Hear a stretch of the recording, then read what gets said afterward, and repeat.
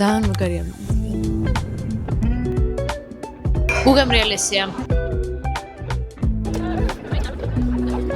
ანუ საუკეთესოთა შორის საუკეთესო.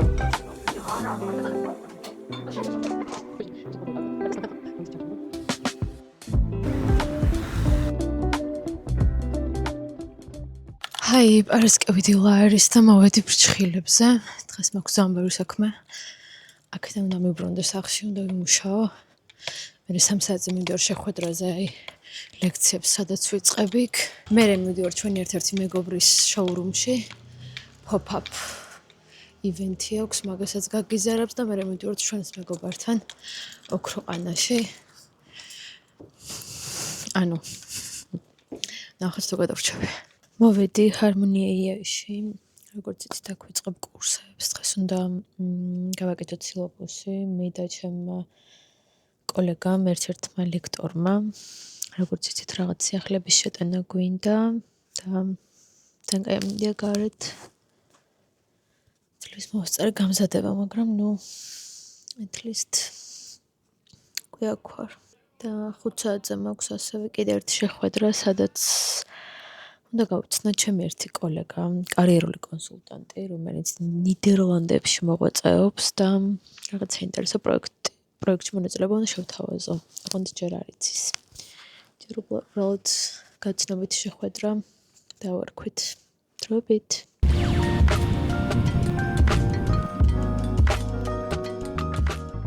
ბრჩხილები არ მიჩვენებია თქვენთვის. ესე გავიკეთე, რაღაცნაირი milky pink არის და ძალიან ლამაზი, არ ვიცი ჩანს თუ არა, კარგად. ეს ფორმა ამ ბოლო დროს აღმოვაჩინე, რომ მიხდება რა, ანუ აქამდე ყოველთვის ან რბილად კუთხეც, ან ჩვეულებრივად კუთხეც ვეკეთებდი. და ძალიან მომწონს, პირველ რიგში ცვლილება რო არის, ეგ მომწონს. და აი მოკლედ რომ ნებისმიერი სახის ცვლილება.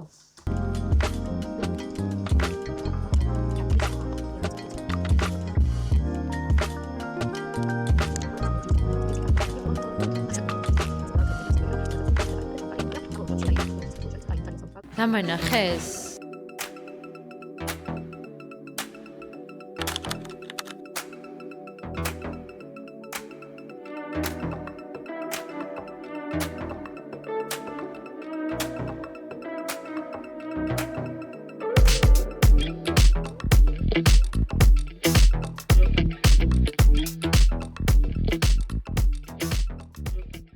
Guys, მოკლედ კვირას ჩვენ და კიდე 3 ანა. ანუ ჯამში 4-იანა და ჯამში 4-იანა. განუმეორებელი მე. ერთაგან მერობლი შენ მივდივართ სად? ჯავახეთში მივდივართ, გაყინული. ფარავანზე. ფარავნის ტბა უნდა ვნახოთ. გზაში უნდა დავლიოთ, წავიღოთ სნეკები. და ძალიან კაი სურათები გადავიღოთ და მოკლედ მოემზადეთ კვირის ტრიპისთვის. ჯავახეთისთვის? მოემზადეთ. ხო და ვიყიდოთ სიგურები, ვერ ვიპოვე ჩემი ძველი და ვიყიდო მაგისთვის ხვალ. ჩვენად რა სახის? იყიდა. იცი სად იყიდება? ასა იყიდება სად? გამოყვები ხვალ. ცოტა ისეთი მოშინე. შენ ზურგზე შეგაჯდებით. ხო და მოემზადეთ ტრიპისთვის. რასიც მე კვირა. ანუ მე გადავწყვიტე რომ ჩემი რაღაც რასაც გუდაურში ჩავიცმევდი. ეგა კი. კი, თბილად.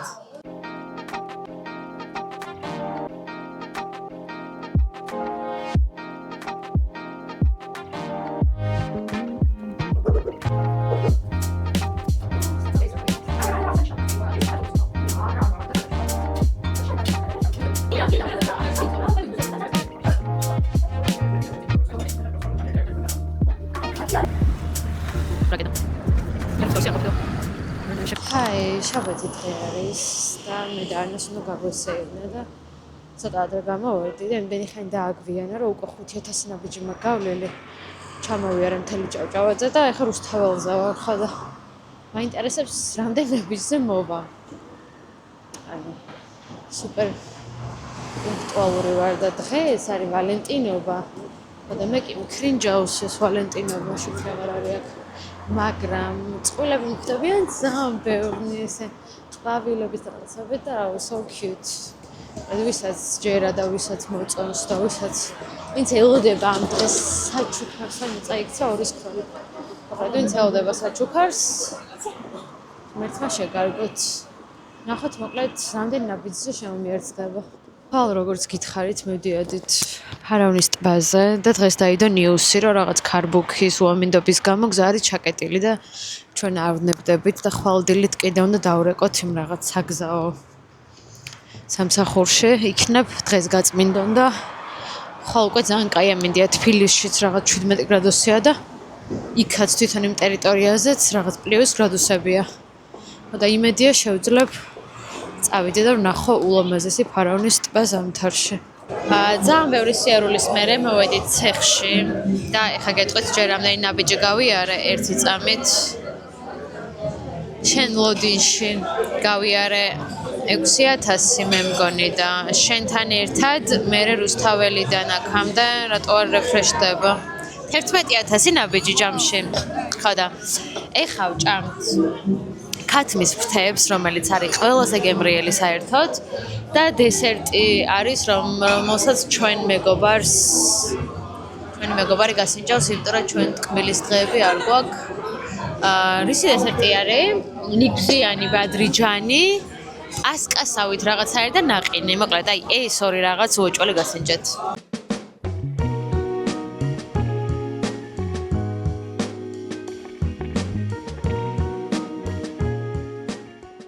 უგემრიელესია.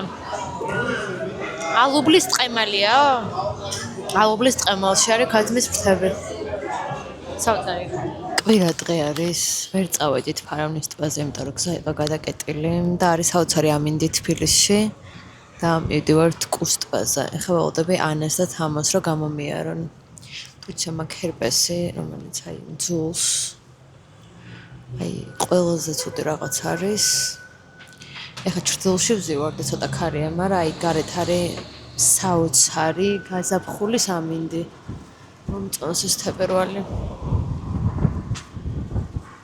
აი, გზად ვაპირებთ რომ შევიაროთ ფუდგუთში, ოღონდ ფუდგუთს აქ იმაზე რა, ჭავჭავაძეზე აქვს ისეთი ფილიალი, საიდანაც მარტო შეგიძლია გამოიძახო და ადგილზე მიხვიდე და გამოიტანო, ან ნუ გამოიძახო. ამიტომ ჩვენ ახლა შევუკვეთეთ წინასწარ 1-20 წუთი ველოდეთ, თქვენ წამო ჩვენი გზა არის.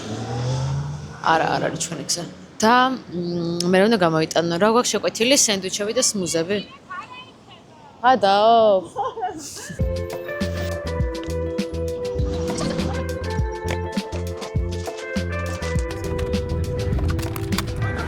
მისია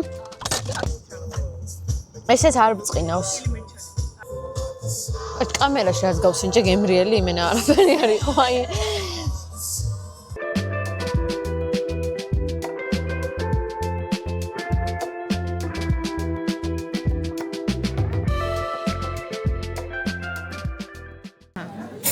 სანამ ეხა ანა გასული არის მიდა თამო მოგიყვებით სამ საინტერესო ვაფშე ეს ვიდა ხო?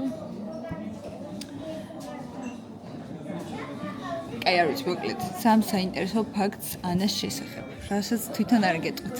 პირველი ტყვის თამო ინტერვიუს. ეს როგორ შევატრიო? ხო. პირველ რიგში იმას ვიტყვი, რომ ანა უკვე გამოსულია და რეალურად ბუხართან გასტაცება და ალბათ შეიძლება მიხდეს კიდევ ეს რაღაცას მაინუნავთ. საინტერესო ფაქტი ის არის, რომ ლობიანი რო უყარს იციან. ძალიან პირველებს რო თქვა ხა ძალიან strict რო არის თავის დროსთან მიმართებაში დაცნელია და თანხმება. ეხა იძახის მიკროფონი გააკონტროლე.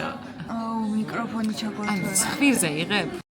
სულ ანუ და ხო კიდე საინტერესო ეს არის რომ ყოველთვის ყველა სიტუაციას აკონტროლებს რა ანუ მაგალითად აი მე პირადად სადღაც რა ანუ რაღაცა თუ არ მაინტერესებს ანუ არ ვაკვირდები რა და ანუ არაფერი არ გამოეპარება აი ეხაც აი ვაფშე სხვაგან იყურებოდა და ანუ აი მიკროფონი არ გაქვს ჯერდულიო და ანუ ამ გოგოს არაფერი არ გამოეპარება მოკლედ რა იცოდეთ და თუ რაღაცას დაგაიგნორად ის კი არა რომ გამოეპარან მოი უეჭველი დაგაიგნორად რა ეგ არის მაგრამ მეგობრებო ამ ყველაფერთან ერთად არის ძალიან მხიარული, ძალიან კარგი იუმორის გზნობა აქვს, ძალიან ცანცარაც არის სინამდვილეში, რასაც არ აჩენს ამ კონტენტში და მე მინდა რომ მეტი გამოაჩინოს ეს ყველაფერი. და ბოლოს დავასრულებ ესეთი სიტყვებით. აუმოქრები მქონდა დამავიწე. რაღაც ძალიან სიბრძე უნდა მეთქვა და ამომივარდა თავიდან.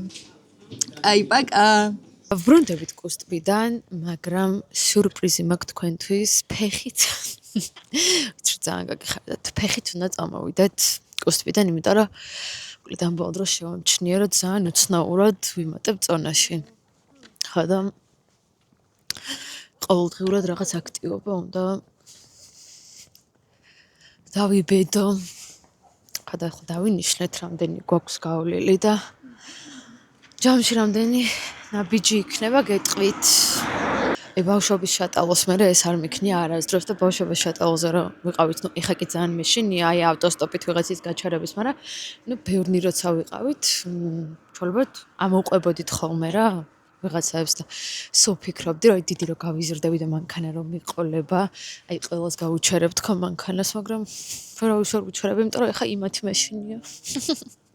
მაშინ ძღოლების მეშინადა და ეხა გზავრების ძალიან მაგარია მინდია, მაინც მიუხედავად იმისა, რომ დაღამდა. ჩამოვედით უმარტივესად და გამოგვივიდა სადღაც 3000. 3000-ში ნაბიჯი სადღაც და ძალიან კაი იყო, მარტივი. მაგრამ ასვლა წარმოვიდგინე რა კაი იქნება. ერთხელ ავიდეთ. ასვლა გავაკეთოთ. აი, მე და სოფა ვართ მასულები BTU-ში. რაღაც აკრედიტაციის შეხვედრაზე და ეხლა დაგვირიგეს კითხვარი, რომ სოც პასუხები უნდა გავუცეთ და აღმოჩნდა, რომ ეს კითხვარი არის რთული რა. და გადავაწერინა სოფას, მაგრამ რა მე თვითონ დავწერ თუ არა, არ ვიცი, მოკლედ BTU აფასებს კი რა და იკვლევს კომპანიები, მათი პარტნიორი კომპანიები რა მოთხოვნებს აწესებენ კანდიდატებზე და მოკლედ ნახოთ როგორ ჩაივლის თუ დავწერთ. გამოვედით შეხვედრიდან და ძალიან საინტერესო შეხვედრა იყო. ეხლა გეტყვით რაზე ვილაპარაკეთ. ჩაგახედებთ კანდიდატებს როგორ ვუყურებთ აქეთა მხრიდან. მოკლედ გამოიკვეთა რომ ძალიან ბევრი კანდიდატი მსოფლიოს მასშტაბით ხელოვნურ ინტელექტს იყენებს ინტერვიუზე და თქვენ არ გეგონოთ რომ ჩვენ ამას ვერ ხვდებით. ხო, არ გეგონოთ, ჩვენ ამას ხვდებით, ამის დეტექტორებიც გვაქვს და მოერიდეთ. ევროპაში როგორც სოფამ თქვა რა ტორი ლაპარაკე რომ თქვი სოფოს დიდი გამოცდილება აქვს თქვა. ხო, მოკლედ შემოდიან ინტერვიუზე სრულიად სხვა LinkedIn-ის პროფილის მქონე კანდიდატები და შემდგომ სხვა ადამიანები. მაგალითად რაღაცა უწერია პოლონური სახელი და გვარი ეძებ პოლონეთში და უცბად ინტერვიუზე შემოდის აზიური გარეგნობის მქონე ადამიანი, რომელსაც ეკითხები, რომ ნამდვილად ეს სახელი და გვარი გქვია? თხილად, ძალიან ჩქარად ადიხარ. და მეუბნება, რომ კი, თუ რაღაც, ნუ რა თქმა უნდა, მე ხელოვნურ ინტელექტსაც იყენებს და მოკლედ ნუ არ ეჯექტებ ესეთ კანდიდატს და ესეთ შემთხვევაში რა უნდა გავაკეთოთ და დეტექტორი უნდა გქონდეს წადი მარჯვნივ და წინ. აბა აქ თამარაშვილზე რა გინდა? სოლი იცვლება და როგორ გადმოხვა. ყველაფერი მე უნდა ვასწავლო რა ამ გოგოს. ხო და კიდე რა გამოიკვეთა რა პრობლემაზე ვისაუბრეთ სოფო? ჩემი ტარების. კიდე თქვენ მინდი. ხო, ხელოვნური ინტელექტი უნდა მოითხოვებოდეს თუ არა სამუშაო აღწერილობაში. ხო და არ ვითხოვთ ძირითადად, მაგრამ კარგი იქნება რომ ვითხოვდეთ, იმიტომ რომ ყველას გონია რომ უბრალოდ ChatGPT-ის გამოყენება ნიშნავს ხელოვნური ინტელექტის უნარს და სინამდვილეში არა, დეველოპერებმა ბევრად მეტი რაღაც უნდა იცოდეს, ვიდრე ChatGPT-ის გამოყენება არის ან რომელიმე სხვა chatbot-ის. ეხლა მივდივართ, რომ სადღაც დავსხდეთ სამუშაოდ, ჭამოთ ცოტა და სამსაწყო კიდე შეხვედრა. Tech HR კოლექტივის HR-ების community რო გვაქვს 26 გვაქვს ივენთი freelance რეკრუტერებისთვის, ვისაც უნდა რომ freelance recruiting-ში დაიწყოს კარიერა, ან უბრალოდ კორპორატიული კულტურიდან freelancer-ად გადმოინაცვლოს და მოკლედ ამ ივენთთან დაკავშირებით გვაქვს შეხვედრა. მოვედით WhatsApp-ში, დრონა ვჭამოთ ატრია, მე ჩემს ესეც ატრიას ვაძახი. მოკლედ სოფო ჭამს noodles cut meat და ეხა ჩემსაც ესე გაჩვენებთ. მე ვჭამ brinjs cut meat, რომელიც წესით ძალიან გემრიელი უნდა იყოს, იმიტომ რომ მე აქაური სუში მიყვარს ყველაზე ძალიან. უმამიზეც და მოზაიკოზე მეტადაც მასაბის სუში მიყვარს და ეხლა ვნახოთ როგორი იქნება brinjs cut meat. ეჭხირით არ შევჭამე ხა? ჭამთ მოცხარე სოუსით. ჩემთვის ყველაზე საყვარელი სოუსია. მეგეც მიყვარს, მაგრამ აი არა, არ მინდა გასინჯო და იქნე. არ მინდა. თუ გინდა ეს გასინჯე შენ. არ გინდა. კი, მოდი კაი, ჯერ საფოსი გავსინჯოთ.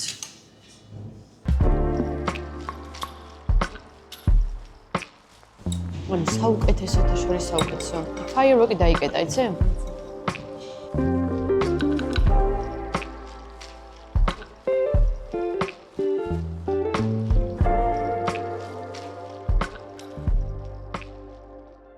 შევეთი დღე არის ისევ, მოკლედ სახლში როგორც კი მივბრუნდი, WhatsApp-ის მერე ეგრევე ვიმუშავე, კოლები მქონდა და როგორც კი ყველა კოლს მოვრჩი, ეგრევე ძალიან მალე ჩამეძინა. დრო გავიღვიძე, მივხვდი რომ ჭირდებოდა ფიზიკური აქტივობა. ვფიქრობდი მე არავაგის პარკში თუ წავსულიყავი წრეში, და იცით როგორი შეგრძნება მქონდა, არც ისეთი სოციალიზაცია მჭირდებოდა, როგორც სპორტორბაშია და არც ისეთი განმარტოვება, როგორც ვაკის პარკშია და ამიტომ გადავწყვიტე რომ უბრალოდ ქუჩაში ვიარო. შემოვნებს ეს მანქანების ყურებაც და ხალხი რომ ხდება ეგეც აი რაღაცნაირად უცნაური სოციალიზაციის ხასიათზე მოვედი ჩემი ინტროვერტობის ფონზე.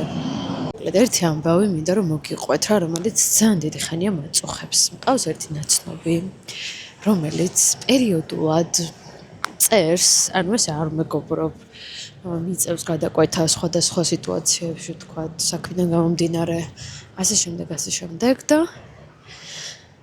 მოკლედ პერიოდულად მწერს და ეს რაღაცას მეკითხება რა. ანუ რა თქმა უნდა კითხვას არ გეტყვით რას მეკითხება, მაგრამ აი როგორი შინაარსის კითხვებს მისვამს. ანუ ძალიან პირადულს როგორ პირადულს იცით, ალბათ აი არ ვიცი, ჩემი ოჯახის წევრებთანაც რო არ მაქვს ეს საკითხი განხილული და ვერც ვერავინ რო კითხვის დასმას ვერ გაბედავს ამ თემაზე, ესეთი ტიპის კითხვას. მეორე მისვამს ასევე ილიას წინ არის აქცია. და მიხარია რა ხალხი ხალხლა საუბრობს ამაზე. ლექტორები, სტუდენტები არიან გამოსულები და ძალიან მაგარია.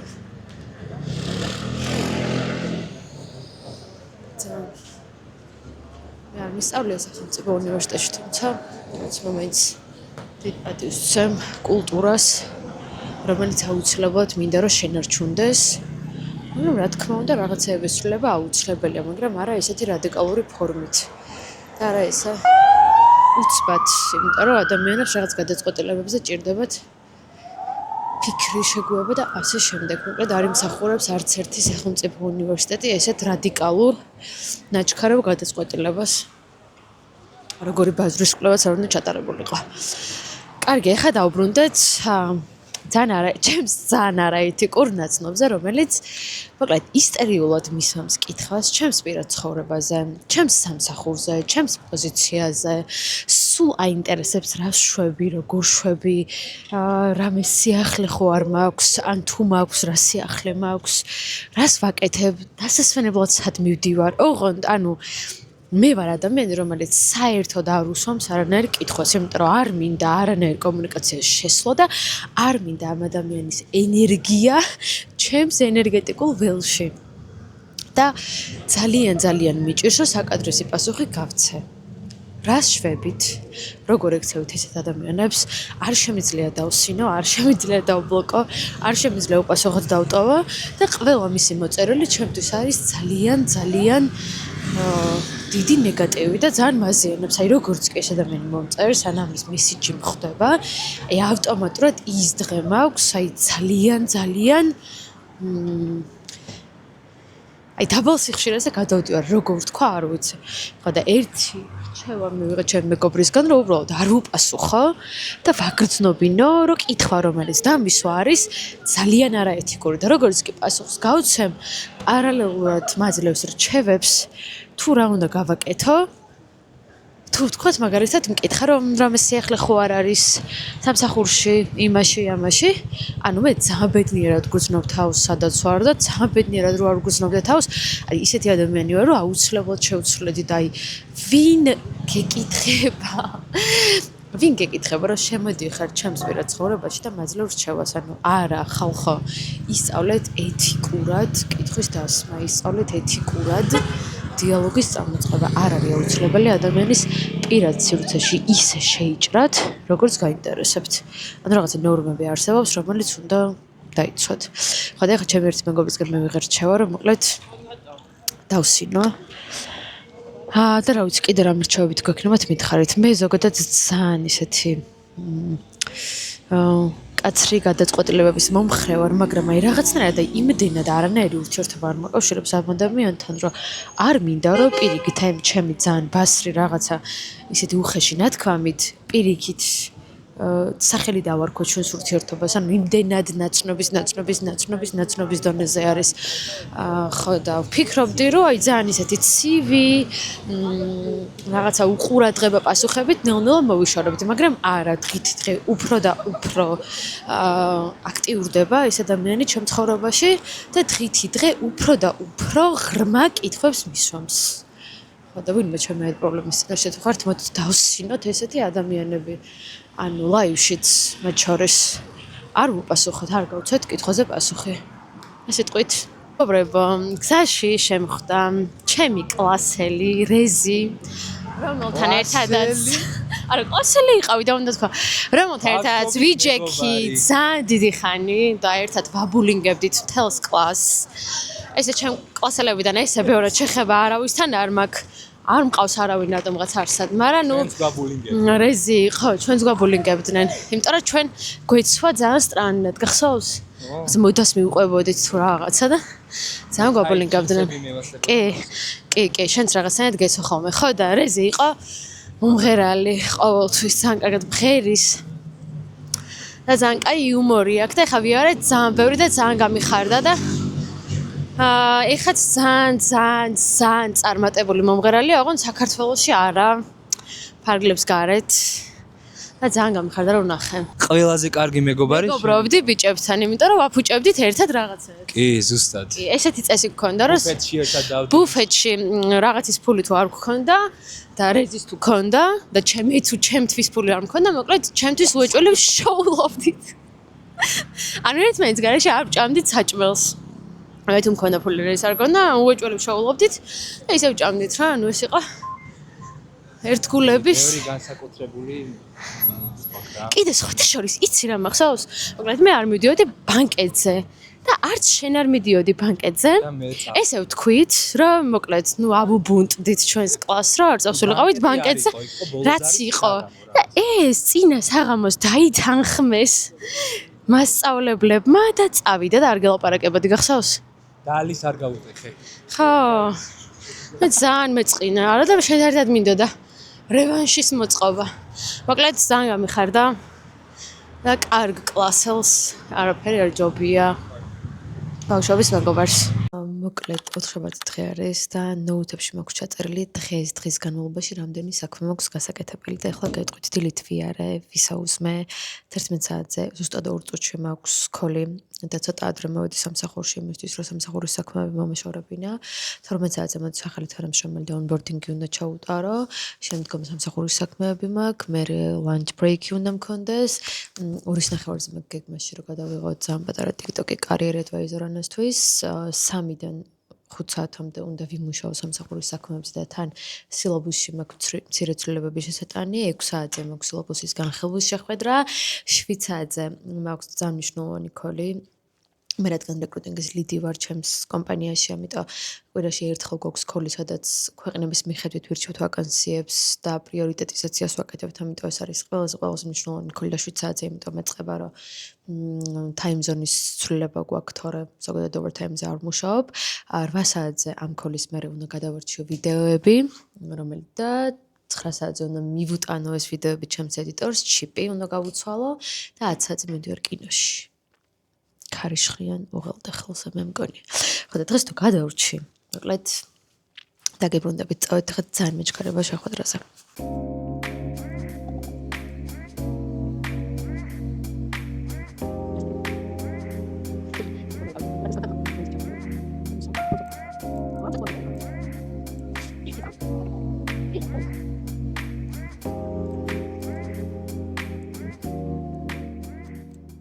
მოკლედ, ეხლა მოვედი lunch break-იდან და აღმოვაჩინე, რომ კამერაში არ მომწონს ჩემი თავი, რადგან ჰერპესი მაქვს და დღეს ვერ გადავიღებ TikTok-ს.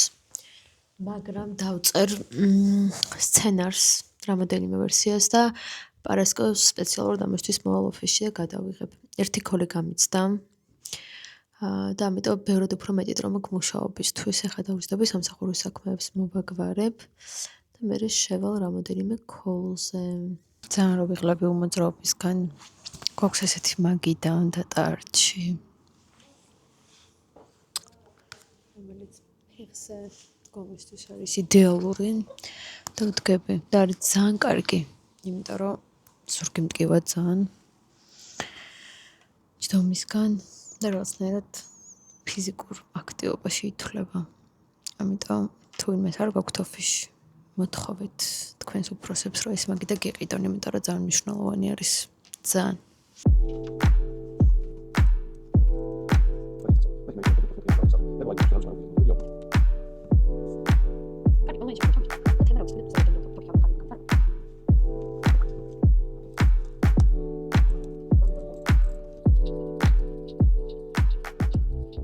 ეხლა არის 9:30. დამიჯეროთ მოვჩი მუშაობას და ეხლა უნდა დავაედიტო ვიდეოები. რაღაცა მცირე ედიტს უკეთებ მე და მე ვაძლევ ჩემს ედიტორს. რაც შეეხება დღევანდელ დღეს, მოკლედ ძალიან ბევრი რაღაც გავაკეთე, აი ძალიან პლუს კიდე რაც არ მithქვამს თქვენთვის, მოკლედ წინაზე გავიცანი ჩემი ერთი კოლეგა, კარიერული კონსულტანტი, რომელიც ნიდერლანდებში მოღვაწეობს და ასევე ტალანტ მენეჯმენტის მიმართულებით მუშაობს და მარტში ჩამოდეს თბილისში და Tech HR კოლექტივის ფარგლებში ვაპირებდი ივენთის გაკეთებას, თუ როგორ უნდა განვითარდე, როგორც Tech HR-იან Tech რეკრუტერი. საროვე მარტოდ ფიქრობდით ამ ივენთის დაორგანიზებას და ძალიან მიხარია, რომ ჩემი კოლეგაც შემომიერთდება და ჩავატარებთ შეხვედრა, სადაც ვისაუბრებთ საქართველოში და ევროპაში, როგორ ხდება ამ სფეროში განვითარება და როგორ უნდა დაიმკვიდრო თავი ტექ სფეროში, მაშინ, როდესაც ჯერ კიდევ არ გაქვს გამოცდილება. ივენთის შესახებ დაგაპდეითებთ, ასე ვისაც სრული გექნებათ დასწრების რაღაც პატარა გათამაშებასაც გავაკეთებ, იმისთვის რომ უფასო დასასწრები ბილეთები მოიგოთ. შეხვედრა იქნება დატარჩი ჩემს ოფისში. ძირითადად ვაკეთებთ ხოლმე ესე სალონურ საუბრებს, არა უბრალოდ რაღაცა ტრენინგს ან მასტერკლასს, არამედ ყველას დისკუსიის ჭრილში აქვს საშუალება, რომ გამოხატოს საკუთარი თავი. და ამ შეხვედრის აჯენდაც გავაკეთე, სათაურიც მოვიფიქრე, ეხლა რაღაცებს შევაჯამებთ და პოსტიც ძალიან მალე დაიდება. ძალიან მიხარია.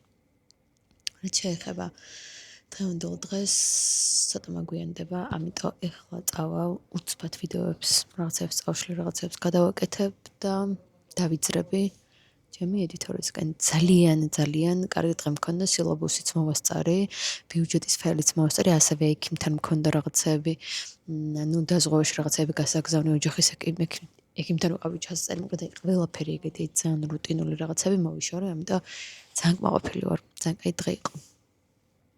და მოკლედ კინოდან ჩაგერთვებით როგორ მომეწონება ფილმი გეტყვით. მოკლედ გამოვედით ფილმიდან და ნანა ჯერ გითხარი წიგნთან შედარებით რა სხვაობები იყვნენ და ნანას წიგნი აქვს წიგნი დასაწყისი მქონია მხოლოდ წაკითხული და ეს ყველაფერი რა და იმას ბავშვობაში მამა მოუკვდა და ეს კაცი კიდე წიგნის ფილმის ბოლომდე ცოცხლობს. კიდევ განსხვავება ხელი მომკიდე. ამას მეშენია ძა. აი, მოკლედ არ იცი სამა წიგნი არ ქონია წაკითხული, ისე იწახის. აი. ნახევარი. მეგობრებო, მოკლედ ეს ამ ფილმს დედაჩემმა რო უყუროს. რა დაემართება? ძალიან ბევრს იტირებს არა? იმიტომ რომ ის სუ ესეთ სიყვარულის ისტორიებს აი რა ემართება, იცი? აი სიმპათიური ბიჭი თუ არის განსაკუთრებით ეცოდება თითქოს აი მახინჯები ამ სამყაროში. ოღონდ ბიჭი უნდა მოეწონოს, მან თავარი ეგ არის. მოეწონოს, ხო, და ბიჭით მოეწონა, მოკლედ, ნუ და კიდე რა განწერული ყველას. თუ დაინახა. ოჯახური ღირებულება. შეიძლება ესე თქვა. არა, სიყვარულის ისტორიები მოწონს და რო იტანჯებიან ეს მოწონს, მაგრამ თურქულ სერიალებს რატო არ უყურებს? ტელევიზორი არ აქვს. ტელევიზორი არ აქვს. აი, მოკლედ. დაიცა. ძალიან კაი ფილმი იყო.